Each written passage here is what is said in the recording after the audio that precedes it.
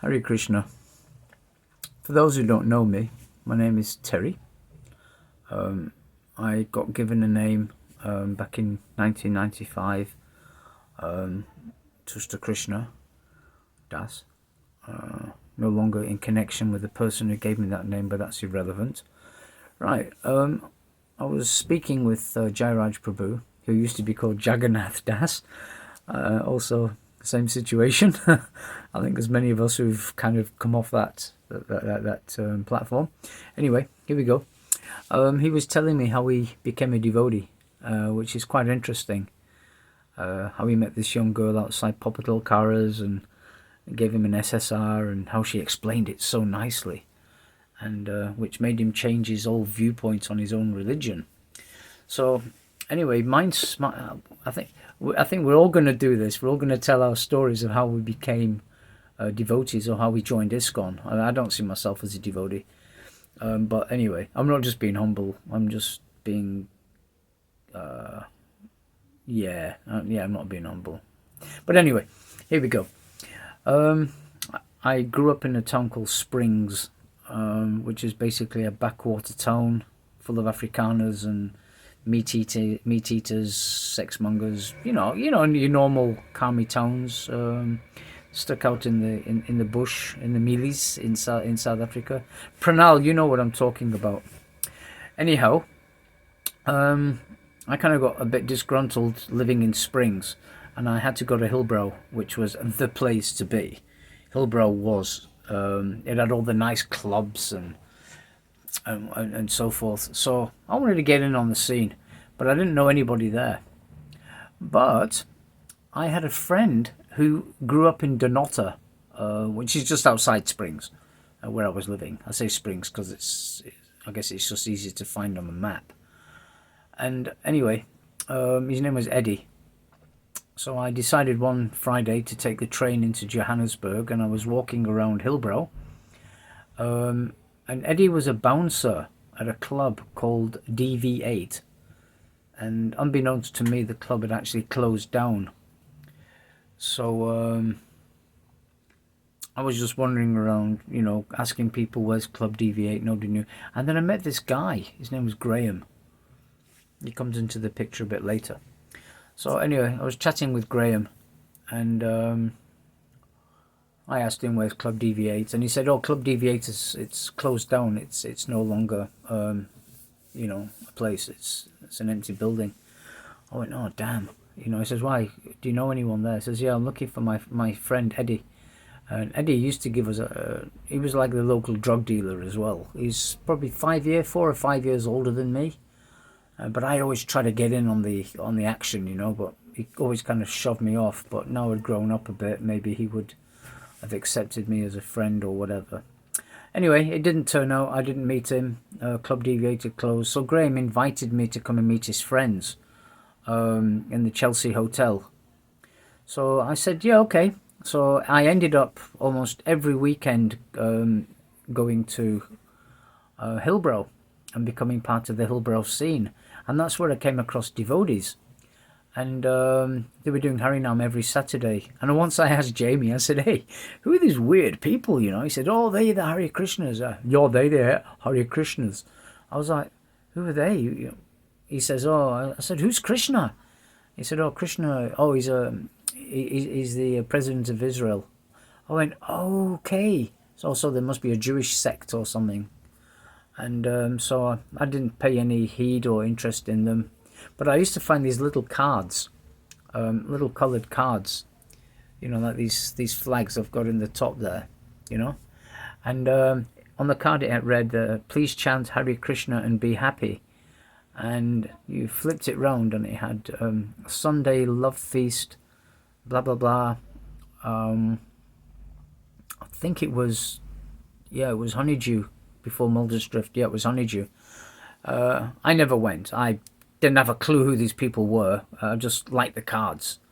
I was a bit of a hippie back then. So you'd never think that I was a hippie at one point in my life. So anyway, I started to stick these little coloured tickets, little invitations around my mirror. And I used to sit in my room at night and smoke a happy fag. And I remember I'd be chanting Hare Krishna, Hare Krishna. Yeah, that's it. Hare Krishna, Krishna Krishna, Hare Hare, Hare Rama, Rama Rama, Hare Hare. Until I actually got the gist of what was going on. I heard out later it was Hare Rama, Hare Krishna, which I finally heard it on George Harrison's song, My Sweet Lord. I'd heard it many times, but it was so subtle I never heard it until I actually got these cards. It's weird, isn't it? Anyway, must have been a couple of years had gone past or something. And one day I came out of Fontana, which was the local... no, it wasn't Fontana, it was a chemist, a pharmacy. I used to drink cough medicine to get high. And I bought this cough medicine and I came out of the pharmacy. And lo and behold, there were the devotees. Oh my God, I was like, what the heck? Oh my God. I'm right in the middle of them. And they're all looking at me. I felt judged. And then somebody says, hey, Harry Ball, Terry. And I was like, huh? Oh, it was Eddie. He's got a bed sheet on and a white shirt, and he's got egg yolk on his head.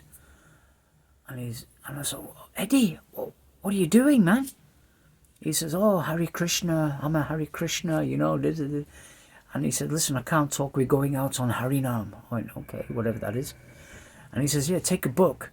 And I took a book off him. It was a Sri Upanishad, which had a picture of Vishnu on it. I thought it was a woman at first, because it looked that way. And I took it off him, and he gave me a BTG magazine, which I took. I gave him a donation, obviously. And anyway, he went off on his merry way, clapping hands and clashing bells and beating drums and what have you, as they do. And anyway, it came time. Me and Jamie, we left Hillbrow. We went to live in Cape Town. And there was no temple in Cape Town. And I ended up getting a job on a ship, a fishing trawler, and for a local fishing company. But I didn't get involved in the fishing. I was involved in the ship, in the boat.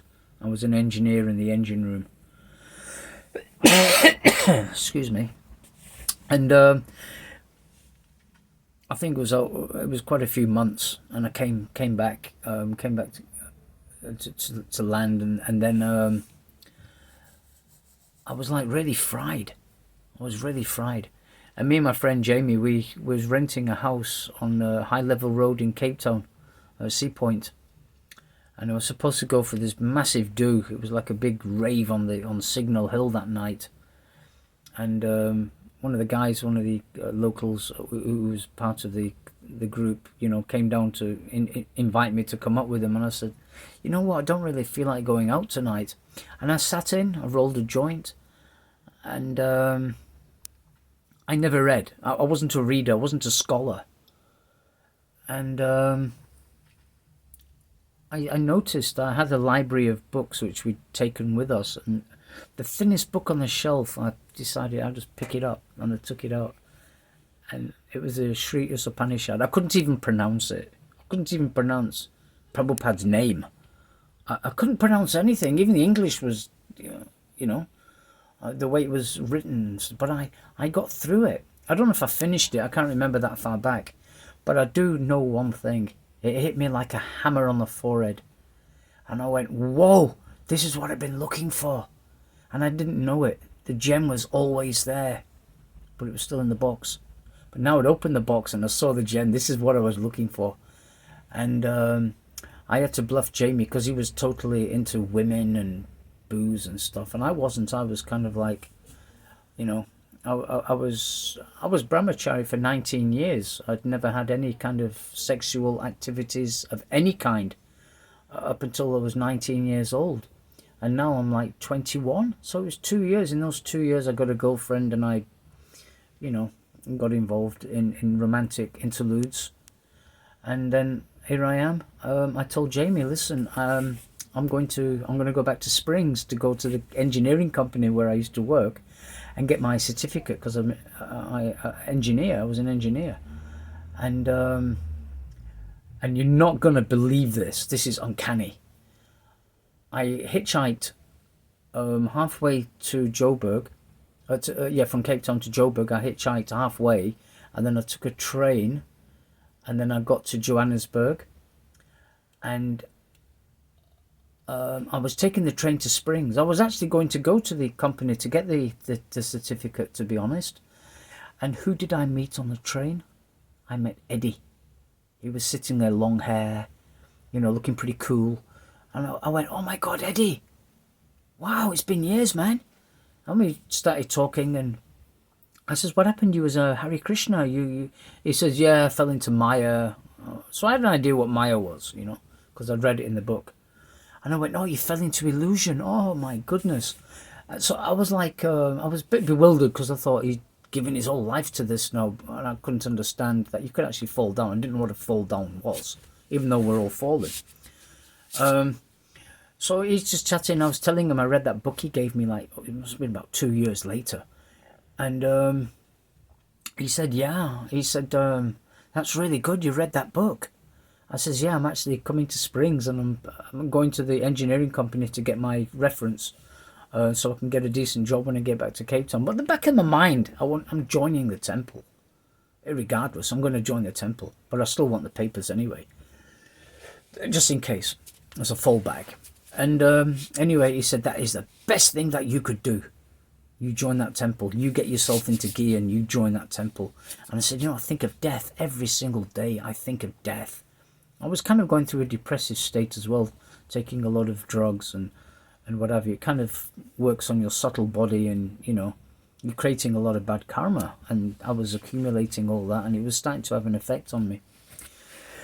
So anyway, we got off at the station. We said we'd meet each other on the way back, which never happened. Anyway, I got on the train, and then I got into Johannesburg, and I was staying at Jamie's mother's house, who lived in Hillbrow. And I just happened to go to Wendy's Hamburgers that day. I was still eating meat. Shh, don't tell anybody. And I was sitting in Wendy's Hamburgers. I just bought a burger and a milkshake. And I saw this guy run past Wendy's. He had a bald head and a seeker. Hillbrow was full of weird people, and with weird haircuts and weird clothes. But he stood out. He stood out, and there was a spotlight on him, like at a theatre. And there he ran past. It was crazy, and I just put the burger down. I put the milkshake down, splashed all over my face. I was barefoot. My hair was down here. I had a red headband on, and a pair of torn jeans and a t-shirt. And I ran out onto the street, and I'm screaming, "Oi, oi, stop! I want to talk to you!" And the guy turned around and he ran. Not towards me, he ran away from me. And to this day, I can't understand why. Anyway, I followed him, and he went into the Hillbrow Records, and he ran upstairs, and there I'm trotting after him. And there I met Taraka. It was a preaching centre. I met Taraka, and he says, come on Wednesday, Gurudev's coming. Oh, Gurudev, what a name. Gurudev, sounds big, And anyway, I said, oh, yeah. And I said to the guy who I chased after, I said, why didn't you stop? He said, oh, I thought you was going to attack me, eh? And I was like, oh my God, no, I've been looking for you for like a week, I've been hanging on for a week because I read on the door that this place is closed and somebody's coming, or you call him Gurudev. So anyway, it came round. Bhagavan, I was there for the program the very first time I was a bit weird, embarrassed. People who I knew saw me standing with the Hare Krishnas, and that's when I met Rohini Nandan Das. He wrote the Vaishnav Verses book, really nice book. I recommend it. And no, I'm not sponsored, by the way. He never told me to say that because I haven't spoken to him for years. And I'm standing there on my own outside Hillbrow Records, waiting for whatever's going to happen. And then a couple of devotees came. They stood there. They're talking. And weird. And then Rohini came, and and he started talking to me, and he had an English accent, and so did I. I was like, wow, this is crazy. So I'm busy yapping to him, and he said, where are you from? I said, oh, I'm from Bolton, and blah, blah, blah, blah. That's where I was born. And I just gave the whole spiel of how I ended up in South Africa, and he was kind of like, seemingly interested, but I don't know if he really was. And so anyway, next minute, this big, not a Rolls Royce, I was going to say Rolls Royce then. It was a big Mercedes-Benz gold colour. I think his name was Mr. Palmer. He had a lot of money. You had to have a car like that back in those days. And out stood this man with his bald head and his shining saffron robes and gold rings and Rolex watch, surrounded by sycophants and all that. And I was like, and everybody just hit the deck. They all paid, I didn't know what paying obeisances was. I thought it might have been a fine or something with a fancy name. Anyway, I found out paying obeisances is lying flat on the floor like a rod, dandavats. And I'm standing there like, oh, whoops, everyone's lying down and I'm standing in the crowd, still. And he stared at me like, and then he went, Hare Krishna, and I was like, okay. And the old kirtan started whipping up and they all ran upstairs. And then I remember Rupa Raghunath, Rory, his name was Rory Stanford or something at the time. And he was dancing like he was on hot coals, And I was stood in this kirtan. I didn't know whether to join in or to back up against the wall. It was just, I've never been in that environment before. It was the music I'd never been accustomed to. So, like Janis Joplin, didn't sound anything like Janis Joplin. So anyway, I got into it. They pulled me in. It was, I couldn't just stand there looking like a sore thumb. And they pulled me into the kirtan and I was, yay, Hare Krishna, Rama Rama, Krishna Krishna, And anyway, it all calmed down. And then they had, Bhagavan was giving his class, and blah, blah, blah, blah, blah. Got rid of the class, another kirtan, blah, blah, blah, blah. They love dancing, these people. Like, wow. That's why none of them are fat. And anyway, they all paid pranams afterwards. That's another word I learnt, pranams, And Bhagavan got up and he left. He split. Everybody was still behind. There was Adi Carter was there, Pranab Ballabha was there, and Giriraj Swami was there. He was the first sannyasi I'd met. I had prasadam with him, and I can still remember my first meal. It was a mixed veg with a white sauce and a stodgy pudding, and we all know what that is, don't we? Halava, yeah. And that really, oh, it was so nice. And I was having like an orgasm in my mouth, It was amazing. And Adi Carter, he had a bit of a dodgy way about himself, He says, so, are you coming back with us? And I was like, ooh, is that an invitation or a threat? I says, well, I don't know. I guess so. Where you going? He says, oh, we're going to the farm.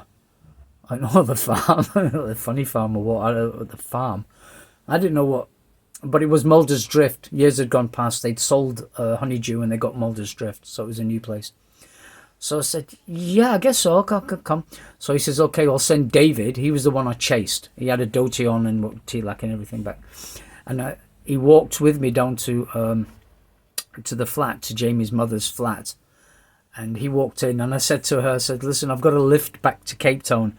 I didn't tell her I'm going to join the Hare Krishnas. She would have tried and talk me out of it, definitely. So anyhow, I got my stuff and off I went. I left with David and we got in this big brown Chevy car.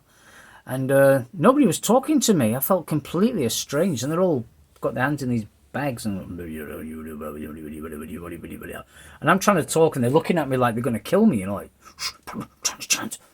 And I went, okay, fair enough. And then I ended up in Mulder's Drift in the farm. And then I can't remember his name, Paul I think it was. He says, come, let's get some Maha Prasadam. What? Mahaprasada. Don't know what that is. Never heard of it. Oh, come, follow me, follow me. They took me into this room and they had these grey trays, like fluted trays. This light's doing my head in. And anyhow, he gave me this cold food, prasadam, Mahaprasadam, was off the altar.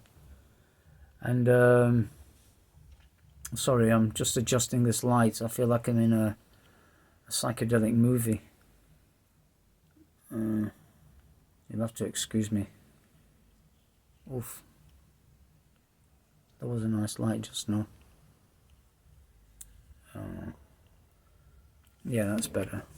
You can see my effulgence. Yeah, so we took this Mahaprasad, and it was really lovely actually. And they mix the sweets. They mix the sweets with the sabji. First time I'd ever experienced that.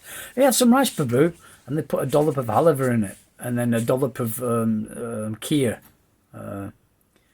I thought it was some additive for a car or something. Anyway, after that, then they put me in this room, and there's your bed, blah, blah, blah. And it was dark. I couldn't turn the light on because somebody was sleeping, so I quickly stuck in the bed and I slept. 3 o'clock in the morning, the light, it's like the Brahma Jyoti just opened up right in front of my eyes. I woke up, and there's this guy going, Hare Krishna, Hare Krishna. And I thought, oh my God. And then I could hear this man singing in the back. And I thought, wow, that is the weirdest music I've ever heard. It was Prabhupada singing. That's just how contaminated I was. Couldn't even appreciate a pure devotee singing, because I'd never heard that kind of music. And he says, hey, Hari Bol, you better get up for Mangal Arti. What? Anyway, he got me out of bed and we got to the showers. I had a shower, got to the room. He gave me some Bhakta pants, like pajamas. And a kurta, he said, here, chuck this on. And went into the temple room and I saw everybody. It was kind of dark. It was 4:30 back at that time. So anyway, at that particular time. And all the lights were off, but the altar was closed. Didn't know what was going on. Women standing one side looking at this curtain. Men standing one side looking at the curtain. Then there was a statue behind me on a chair. It was pretty weird stuff. Don't get me wrong. I'd never in my life have I been exposed to anything like this. And all of a sudden, ding, ling, ling, ling, ling, boop, boop, boop, curtains opened. And there's these two boys standing there with their hands in the air like they've just been arrested.